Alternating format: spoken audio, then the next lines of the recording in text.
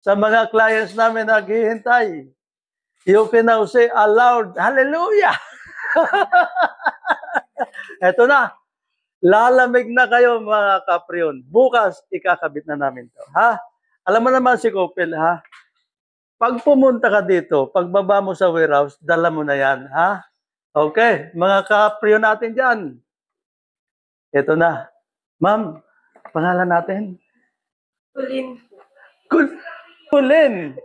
Ano ba yan? Ma'am, engineer.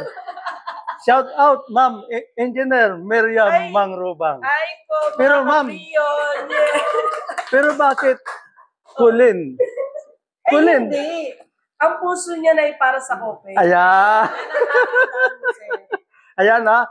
Mga kapriyon, mga clients natin, bukas ha.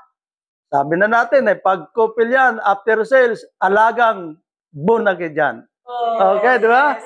Siyempre. Paglabas ng warehouse, ito nadala natin, ha? 4 yan, mga kapriyon. Kaya sa mga customers natin, again, you can now say louder, hallelujah! Woo! Paano mga kapriyon, ha?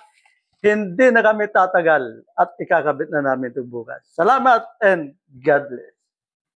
Yes. Thank you.